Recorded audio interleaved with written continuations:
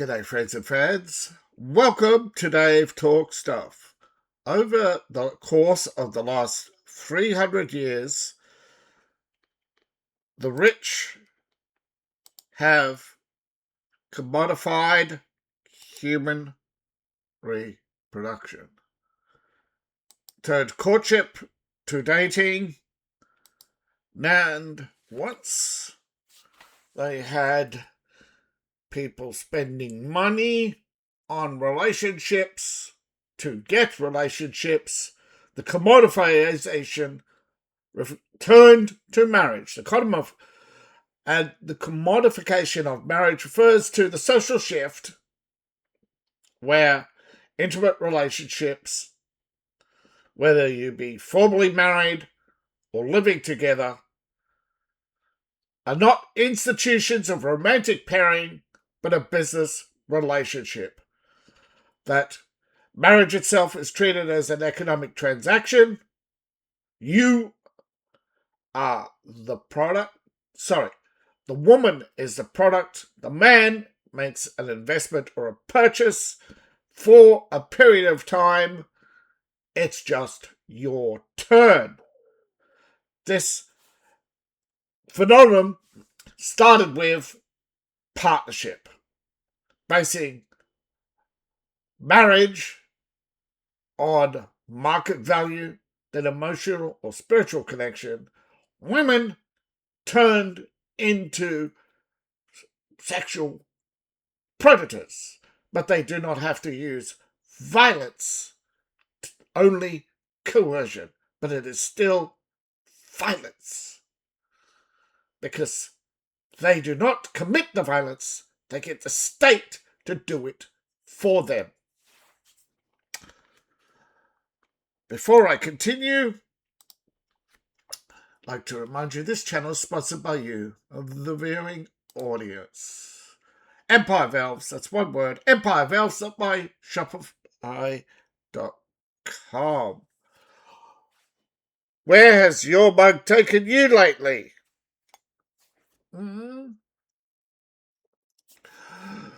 Mine could take you to a wondrous place known as the Empire Valves, where science, technology meets fantasy, hope, and wonder. Empire Valves is your one-stop shop for enchanting treasures based on my writing come to life. Artificial though it is, these artifacts will touch your heart and ignite your imagination. It's got quite the coffee brewer, you know. Even has his little incantation for turning his coffee into Viagra. Empire Valves is led by Kade Hashimoto, grandson of the previous emperor, and his wife, the Empress. Empress Sora started as a humble orphan, sort of, one of teens, and in a home for abandoned puka. Their little elves call their children puka because they're vicious and often silent for the early years of their development, often not talking until 7, even though they couldn't quite understand you. Now, she's a flower elf. These are short Asian elves who have the wondrous gift of smelling like flowers, and they can even change that scent by drinking flower oil. They are literally floral in scent and floral in nature. So, yes, they can be cunning and vicious. Back to the show. Now, throughout history, humans have been pair bonding, marrying, or living together pretty much since the days Ugg killed his first bear and she came along and said, My hero, let me reward you, and in return I can sleep on that bare rag. Now, come modern times, how is it that we went from an institution which used to be to consolidate land, secure property rights, forge alliances, to the concept of marrying for love, to marrying. Now, following the Age of Enlightenment, marriage started to become a commodity and is blamed on capitalism. But you see, if you look throughout history, marriage has always been, excuse me, sir, I've got something you want, and you got something I want.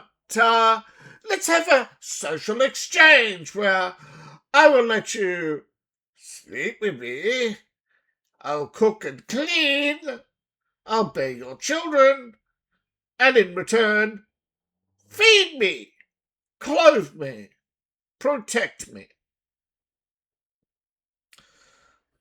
See, roles were clearly defined by man's productivity, man's abilities to sustain himself, and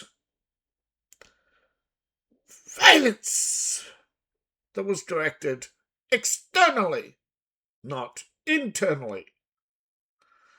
And in return, you got a shag hut. Now, the Age of Enlightenment, following the Roman Empire, things got out of hand. And eventually, and slowly, governments organised and started to put down the more terrifying elements of society. And as civilization normalised and developed from the, somewhat feudal state to a more democratic state, in that period, people had time to think. There has always been capitalism. Capitalism, private ownership, is one of the most ancient of things where men staked out land in a village, enough for a farm, and took part in society. And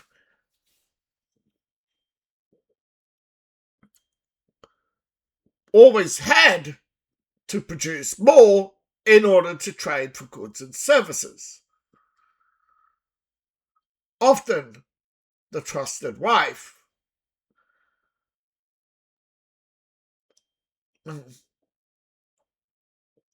if you weren't a trusted wife, he could do violence to you. And of course,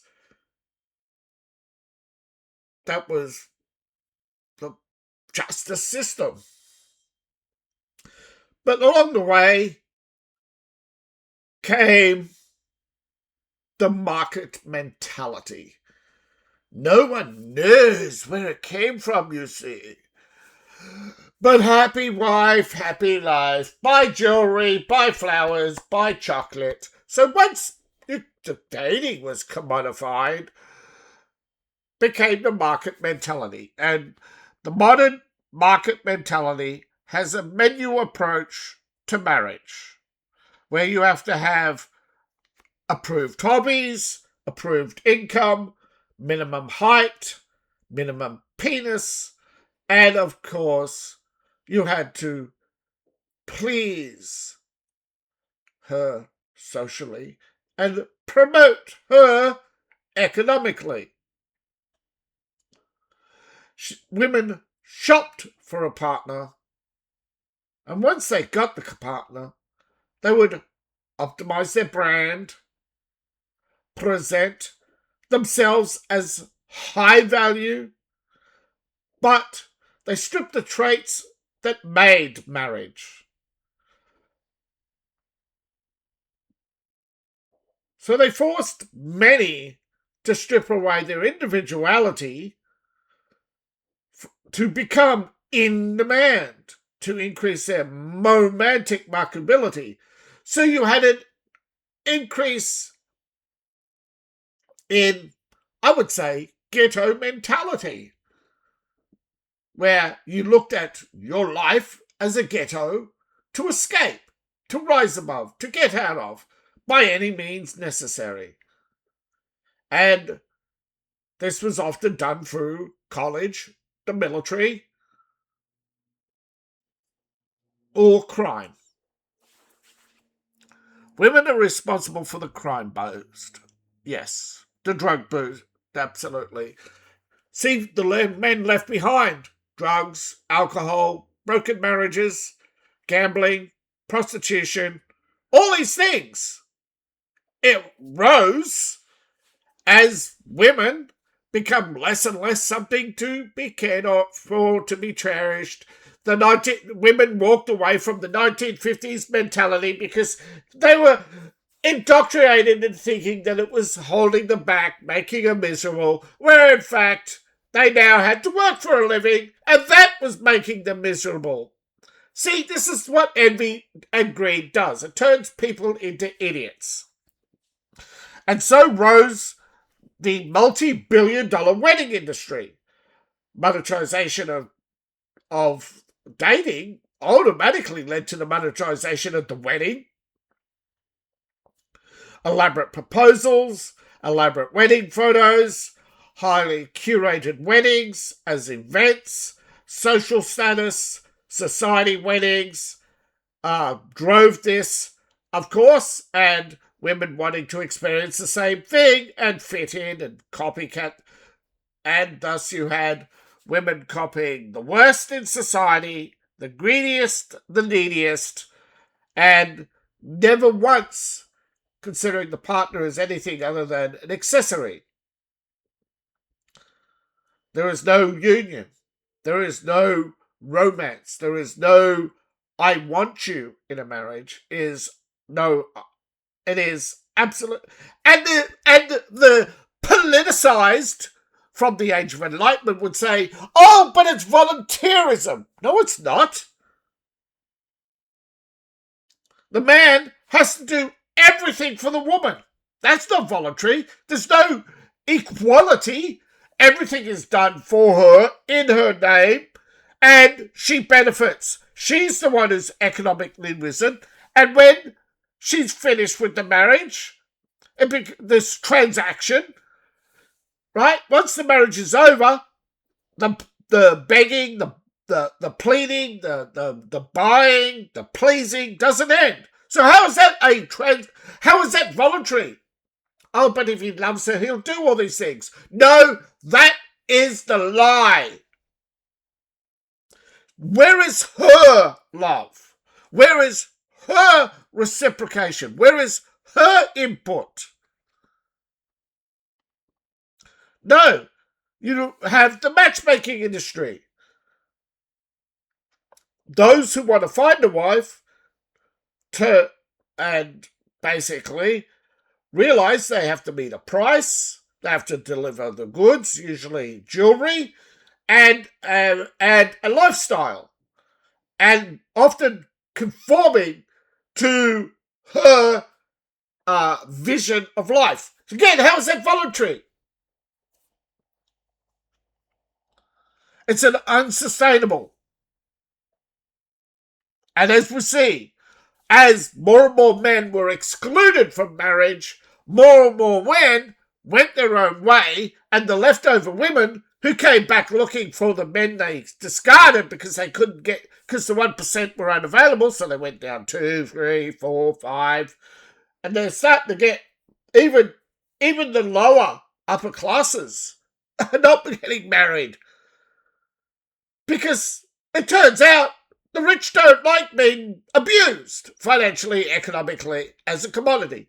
So when you wonder why these big upper class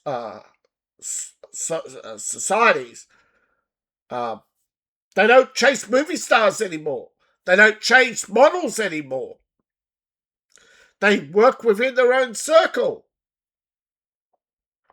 They're always marrying someone you never heard of.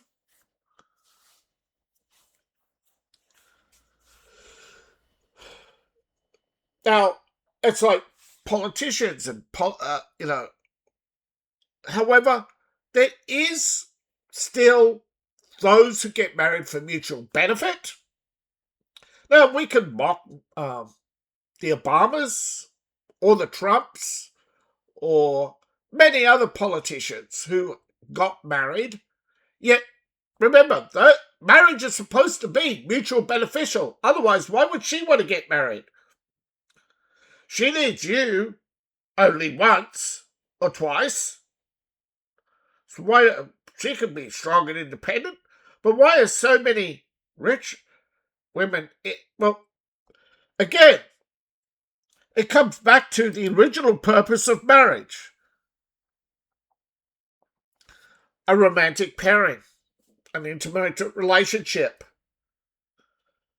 to secure economic, political, and social position. The benefit of marriage and two people, not purely emotional or purely spiritual, but I would say most politicians are ideological. And that ideological connection replaces the spiritual. And for now, fanatical relationships, I would say, rather than marriage. But it's still a relationship far superior to the mess that most people go through when they get married, and that is the economic exploitation of man. Now, in periods of economic instability, relationships are viewed as survival. More women tend to get married when the times are tough than when they're good. Right now in Korea, women are panicking. Many want to get married, and all the men they rejected over the last decade have said no. You have a radical movement which should be outlawed. But the West is too liberal, and the East is too unforgiving. So you have the panic in the West and the extreme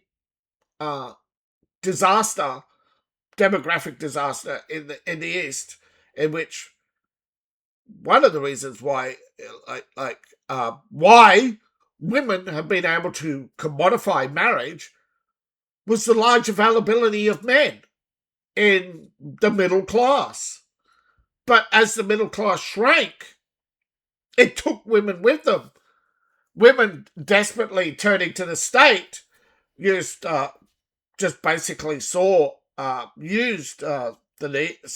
education, nurses, and just used collective power to just rub more and more resources from the state. But now we're going to see that change. We're going to see governments become harder, leaner, because they can't keep spending large amounts on people who don't contribute to the economy. Teachers don't contribute to the economy. They only take. They pour large amounts of money into, and it's all about pouring large amounts of money into investment funds in order to fund capitalism. But once capital growth is achieved, government policies will change. They need large populations, otherwise the economy collapses. These big corporate data centers and big insurance companies, they're going to start fighting the government, and the government policies. They don't want depopulation. It's the idiot technocrats in government who want depopulation because they don't want to pay out all the promised benefits. See, for decades they're promising pensions and look at France. France was killed by early retirement. People, instead of having children, we'll have children when we retire. It's like, are you fucking idiots? You can't have children at 50. Oh, yes, you can. Madonna did it. No, Madonna had a bloody artificial, had an egg. It's all artificial. People are such idiots. They think about their youth as something to enjoy. No. You had your time as youth. Now it's your responsibility. No, they shirk the responsibility. Millennials, look, not just millennials, but most generations. And you may think, but what about India and that? Most generations did not have enough children. Population in the West has been declining for over 100 years. Look around. You look at photographs of the 1920s and compare them to today. Back then, there were hardly any people of colour. Most African Americans in America aren't that long ago migrants. The world is changing, but people refuse to change with it. No. Now, marriage is in decline. Most men don't want to get married. The government is going to, of course, panic. Now, I'm not saying whether or not they're going to force relationships on people, but something will have to change. They're going to they can't keep having billions of people living in single dormitories or whatever, and not having children. The government doesn't want to collapse, but we can't keep immigration. Otherwise, the migrants just take over the country. But I guess that's going to happen in England, France anyway, because they're idiots. So, thank you for watching. Please like, share, and subscribe. Please support the channel. You can support me on Ko-Fi, Patreon, buy my books, buy my merch. All my links in the link tree, description below, in my profile. Scan the QR code on the screen. See you in the next video. Bye for now.